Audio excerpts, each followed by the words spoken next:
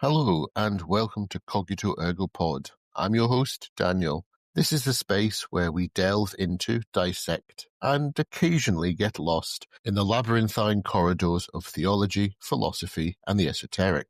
We are most of the way through our multi-part series exploring the shifting face of evil in the Bible, and today, you could say we've reached the summit. We are tackling the book of Revelation. I have to be honest with you, I am deeply, personally passionate about this text. It is a work of breathtaking complexity. Because I care so much about doing this justice, I refuse to cut corners. This isn't a book you can skim. It's a symphony of symbols that attempts to describe the very nature of reality and the weight of human choice. To understand the representation of evil here, we have to look at the historical, the cosmic, and the systemic all at once. For those new to the text, Revelation was written by a man named John on the island of Patmos towards the end of the 1st century. It is the peak of apocalyptic literature. Now, apocalypse doesn't actually mean the end of the world. In the original Greek, apocalypsis, it means an unveiling or stripping away of the veil. As scholar Craig Coaster notes in Revelation and the End of All Things, the book isn't a literal blueprint for the future. It is a lens to see the true nature of power in the present. Historically, John was writing to 7 specific churches in Asia Minor. These were communities under the shadow of the Roman Empire, grappling with a fundamental question: how do we live in a world that feels inherently bent towards evil? Elaine Pagels, in her work Revelations, Visions, Prophecy and Politics, points out that the book's structure is also mathematical. It's built on sevens, 7 seals, 7 trumpets, 7 bowls. This structure implies that even in the midst of chaos, there is a divine logic at work. But before we get to the new heaven, we have to walk through the fire of the villains. The drama of evil begins in Revelation chapter 6 with the Four Horsemen. When the Lamb opens the first 4 seals, these beings ride out into the world. The first on a white horse with a bow and a crown, bent on conquest, Revelation 6:2. The second upon a fiery red horse, given a large sword to take peace from the earth, Revelation 6:4. The third is upon a black horse, carrying scales symbolizing famine and economic collapse, Revelation 6:5. And the fourth, a pale horse. Its rider was named Death, and Hades was following close behind him, Revelation 6:8. This is terrifying stuff. War, violence, famine, and death. But here's a fascinating part. These horsemen aren't even the main villains. They are more like the symptoms of a broken, evil system. They are the result of the conflict, not the cause. As scholar N.T. Wright argues in Revelation for Everyone, these riders represent the deified human forces of military ambition and greed. They are the unveiling of what happens when human ambition goes unchecked. In chapter 12, we are introduced to a potential source of the evil in the world, the great red dragon. His tail swept a third of the stars out of the sky and flung them to earth, Revelation 12:4. The text explicitly identifies him as well as the ancient serpent called the devil, or Satan, who leads the whole world astray, Revelation 12:9. This is the cosmic accuser. In one of the most famous passages in the book, a war breaks out in heaven between Michael the archangel and the dragon. The dragon is defeated and hurled to the earth. Gregory Beale, in his commentary on the Greek text, notes that the dragon's primary weapon is deception. He doesn't just attack, he misleads. His evil is the fundamental distortion of the truth. But the dragon could be seen as a failed cosmic power. Because he cannot defeat the heavens, he turns his fury on the offspring of the woman. He delegates his malice to a trinity of evil, the beasts and the false prophet. The dragon delegates his power to 2 beasts in chapter 13. The beast from the sea represents political tyranny. It has the body of a leopard, the feet of a bear, and the mouth of a lion. As you may recall from previous conversations, this could be a reference to the oppressive empires found in the book of Daniel. However, now those empires have been amalgamated into one creature.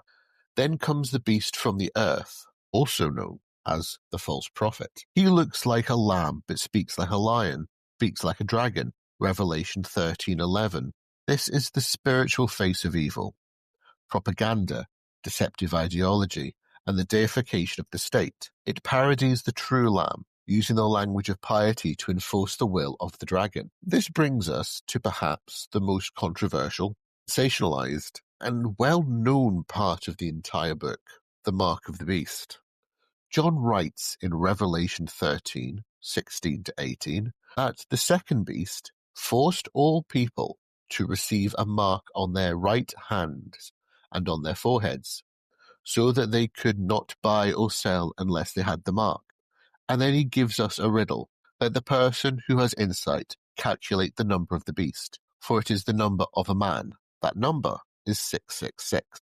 To understand what John is doing here, we have to put down the modern science fiction theories about microchips and look at first century reality. In the ancient world, it was common to use gematria, a system where letters have numerical values. If you take the name Nero Caesar and translate it into Hebrew, Neron Caesar, the letters add up exactly to 666. For John's original audience, the beast wasn't some distant boogeyman. It was the brutal emperor who had recently died, but was feared to return. But the mark is more than just a name. Look at the placement, the forehead and the hand. In the Hebrew tradition, this is a dark parody of the Shema, the central prayer where believers were told to bind the commandments of God to their foreheads and hands. By placing the mark of the beast in the same locations, John is showing that the empire demands the same level of religious and psychological devotion that belongs only to God. It is an anti-liturgy. Scholar G.K. Beale points out that the number 6 itself is the number of incompleteness. It is one short of the divine number of 7. To be 666 is to be triply imperfect. It is a system that tries to look divine, tries to act like a god, but is fundamentally, eternally a failure. And then there is the economic reality. No one could buy or sell without the mark. In the Roman Empire, participation in the economy was tied to the imperial cult. To be a merchant often required joining a guild, where you had to offer a pinch of incense to the emperor. If you refused, you were locked out. The mark of the beast is John's way of saying that evil is often economic coercion. It's the pressure to compromise your deepest values just to survive in a corrupt system. It asks the question, who really owns your labor and who really owns your mind? The personification of this evil is Babylon the Great in chapter 17. She is a woman riding the beast, dressed in purple and scarlet, drunk with the blood of the saints. Revelation 17:6. For first century readers, this was a clear reference to Rome, but philosophically, Babylon represents any culture that thrives on exploitation. In chapter 18, John provides a list of Babylon's trade in goods, gold, spices, chariots, and then adds the most chilling item, bodies and souls of men, Revelation 18:13. Evil in Revelation is finally revealed as a commodification of human life. Now, we must address a difficult part of the text, the fate of those who choose the dragon. Revelation is famous for its depictions of judgment. First, there are the 7 bowls of wrath in chapter 16. For those with the mark, the text describes festering sores, 16:2. The water turns to blood. The sun scorches people with fire, 16:8. Why such graphic imagery? Scholars like Adela Yarbrough Collins in Crisis and Catharsis argues that this served as psychological liberation for persecuted minorities. It was a way of saying that the oppressors, who seem invincible now, will eventually face justice for the blood they have shed. The climax is found in Revelation 20:11-15, known as the Great White Throne Judgment. Those whose names are not found in the Book of Life are thrown into the lake of fire. In a philosophical sense, this second death represents the ultimate exclusion from reality. It is the final unmaking of the self that has refused to love. However, what I find interesting here as well is the use of the phrase Book of Life. That is commonly found in Judaism, particularly when discussing the time of Rosh Hashanah and Yom Kippur. This is possibly, therefore, a throwback to the Jewish connection and Jewish association which early Christianity had with Judaism. What about the dragon then? His end is described in 2 stages. First, in chapter 20, an angel binds him for 1,000 years in the abyss. This is the millennium, a subject of endless debate. Finally, after one last rebellion, the devil is thrown into the lake of burning sulfur, Revelation 20:10. This marks the total eradication of evil from the cosmos. The ancient serpent is finally removed. This allows for the new heaven and new earth of chapter 21. Evil, in the end, is proven to be a temporary shadow. I know that this has been a long journey today. I want to thank you for sticking with me.